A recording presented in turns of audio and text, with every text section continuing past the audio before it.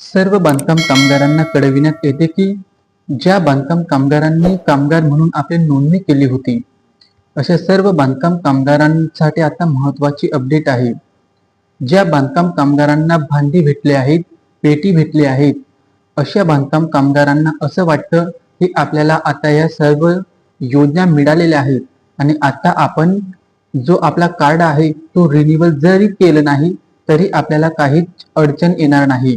परंतु तुमच्या माहितीसाठी सांगतो, जर तुम्ही बांधकाम कामगार योजनेचा कार्ड रिन्यूअल केलं नाही तर तुम्हाला महाराष्ट्र शासन बांधकाम कामगार विभाग ज्या काही सरकारी योजना राबवेल त्या योजनांचा तुम्हाला लाभ मिळणार नाही. आणि त्याचबरोबर तुमचे मुलं जर शिक्षण घेत असतील तर त्यांना स्कॉलरशिपचा फॉर्म भरता येणार नाही. आणि त्याचबरोबर अशा अनेक सुविधांच्या योजनांचा लाभ तुम्हाला मिळणार नाही. म्हणून सर्व बांधकाम कामगारांनी वेळेवर आपलं बांधकाम कामगार कार्ड हा रिन्यूअल करून घेणं खूप महत्त्वाचं आहे.